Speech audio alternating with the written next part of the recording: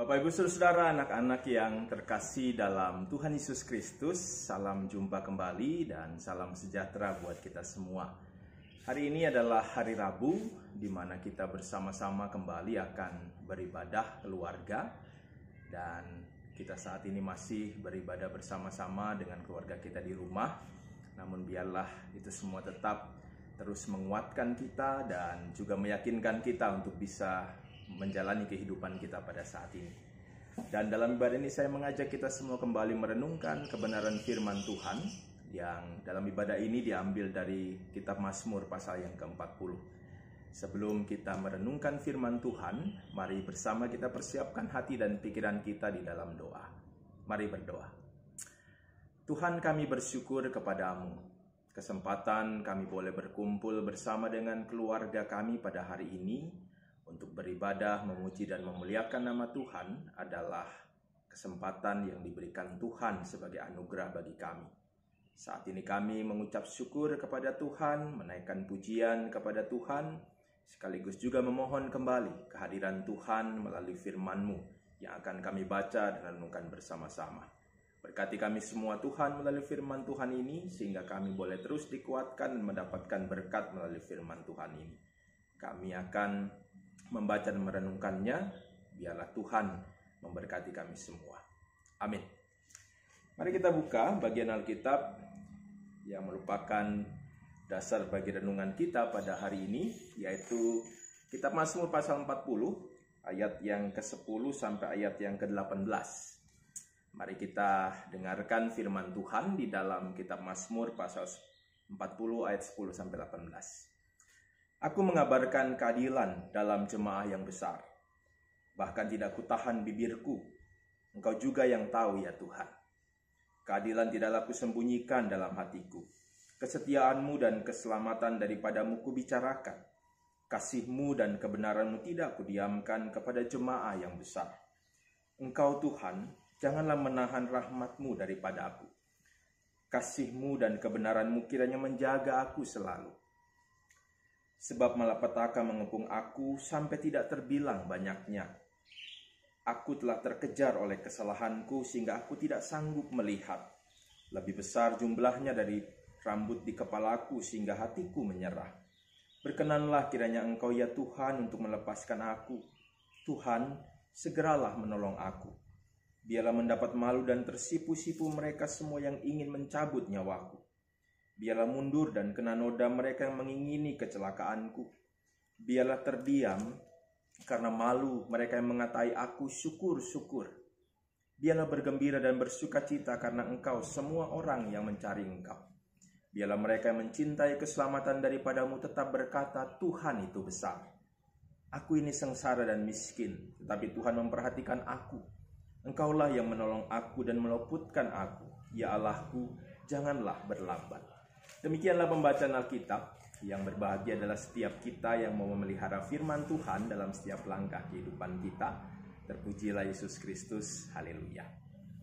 Bapak Ibu Saudara, pembacaan Alkitab pada hari ini mengingatkan kepada kita bahwa seberapapun atau mungkin sehebat apapun perbuatan-perbuatan yang kita lakukan, yang kita anggap baik, kita anggap benar, dan juga dianggap sebagian besar orang itu baik dan benar, tetap saja ada orang-orang yang tidak menyukai itu. Nah, Bapak Ibu Saudara, hal ini dialami oleh Daud. Kita semua tahu bagaimana Daud dikenal sebagai sosok yang dipilih Tuhan menjadi raja bagi Israel. Dia melakukan banyak perbuatan-perbuatan yang besar, dan itu juga digambarkan dalam bacaan firman Tuhan hari ini. Dia mengatakan bahwa di dalam ayat 10 dan juga mungkin ke-11, dia menegaskan bahwa dia selalu memperjuangkan atau mengabarkan, menyampaikan tentang keadilan. Dia juga selalu menyampaikan itu kepada orang lain, mengajarkan itu. Dan dia juga senantiasa menjalani kehidupannya sebagai anak-anak Tuhan, sebagai sosok yang merasa bahwa Tuhan memilih dia. Artinya bahwa gambaran kehidupan yang dilakukan oleh Daud adalah gambaran yang baik dalam kehidupan manusia. Meskipun juga Saya juga tidak bisa mengatakan semuanya baik, tetapi yang jelas Daud dikenal sosok yang baik, sosok yang benar. Tetapi tetap saja ada orang-orang yang tidak menyukai apa yang dilakukan oleh Daud. Kita masih ingat sebelum dia benar-benar menjadi seorang raja, ada sosok seorang Raja Saul yang tidak suka dengan Daud. Bahkan berusaha mengejar-ngejar Daud untuk membunuh Daud. Karena merasa bahwa Daud mengancam tahta yang dimilikinya, kedudukan yang dimilikinya. Dan itu tidak berhenti saat Daud kemudian menjabat sebagai sosok seorang raja. Ada saja orang-orang, ada saja kerajaan-kerajaan atau raja-raja yang tidak menyukai kehadiran atau keberadaan Daud. Nah, kita lihat bagaimana dalam situasi dan kondisi itu Daud merasa bahwa ini bukan hal yang mudah untuk dirasakan atau dialami. Dia merasakan betul bagaimana kondisi di mana ada orang yang membencinya, bukan hanya sekedar benci dengan ucapan, tetapi juga benci dalam tindakan. Ada orang-orang yang berusaha mencelakakan Daud. Bahkan juga dikatakan oleh Daud, ada orang-orang yang berusaha mencabut nyawanya. Artinya berusaha membunuh Daud. Jadi bagaimana kita lihat kebencian, ada orang-orang yang menunjukkan kebencian sedemikian rupa kepada orang lain, khususnya kepada Daud, meskipun Daud merasa bahwa dia sudah melakukan hal yang baik. Nah, Bapak Ibu, situasi ini digambarkan Daud sebagai sosok yang benar-benar membuat dia susah, membuat dia merasa tidak nyaman menjalani kehidupannya. Tetapi kita lihat bagaimana dalam menghadapi situasi seperti itu, Daud juga menunjukkan kepada kita semua, ya, dia tetap mau datang kepada Tuhan. Dia menunjukkan kepada kita semua bagaimana dalam menghadapi kesulitan-kesulitan kehidupan, kita harus datang kepada Tuhan. Kita harus terus mengandalkan Tuhan dalam kehidupan kita. Dia datang kepada Tuhan, dia sampaikan keluhannya, dia sampaikan apa yang dialaminya, sehingga dia benar-benar mengakui semuanya kepada Tuhan.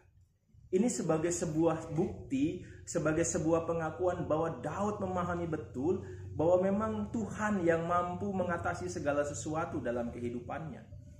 Hanya Tuhan yang mampu mengatasi persoalan-persoalan kehidupannya. Meskipun dia hebat sebagai seorang raja, meskipun dia memang sebagai sosok seorang raja punya banyak hal yang dalam kehidupan manusia biasa seharusnya tidak mengalami kesulitan dalam kehidupan. Tetapi toh dia merasakan kesusahan, dan saat kesusahan itu dia sampai kepada pengakuan, Tuhan tetap menjadi andalan dalam kehidupannya. Hal yang kedua yang juga dilakukan oleh Daud adalah saat dia menghadapi situasi itu, kita lihat Daud mengatakan secara tidak langsung bahwa apa yang dialaminya itu bukan karena orang lain, bukan karena Tuhan, tetapi karena kesalahan yang dimilikinya. Kita lihat dalam ayat 13, dia katakan, aku telah terkejar oleh kesalahanku. Nah, Bapak Ibu, ini sebuah tindakan yang menurut saya sangat baik buat kita teladani dalam kehidupan kita, untuk mengaku kesalahan kita, untuk mengaku apa yang kita lakukan dalam kehidupan kita. Kadang-kadang banyak orang kan tidak melakukan itu. Banyak orang merasa kalau mengakui kesalahan itu sebagai sebuah tindakan yang bisa mempermalukan dirinya. Sehingga kemudian banyak orang tidak mengaku kalau dia salah.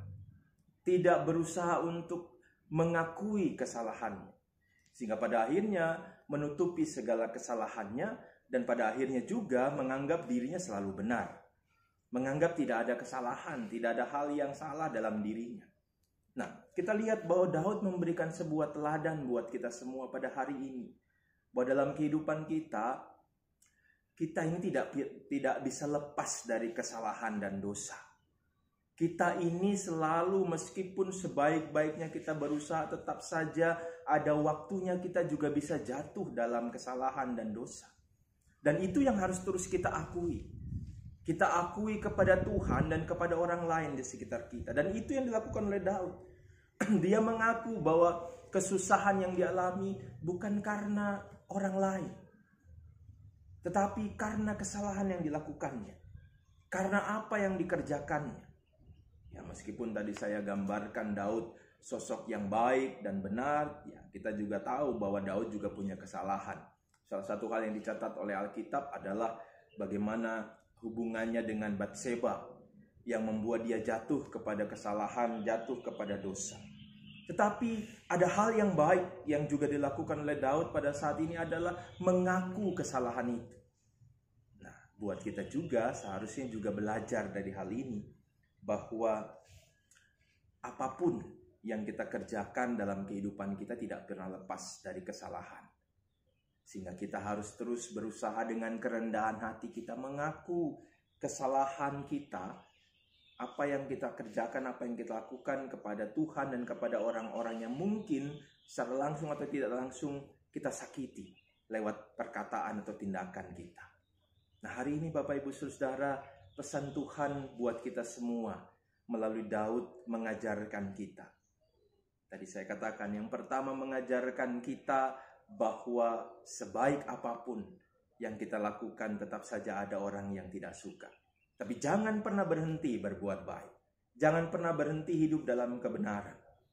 Biarlah hidup kita itu menyenangkan Tuhan, bukan menyenangkan orang lain.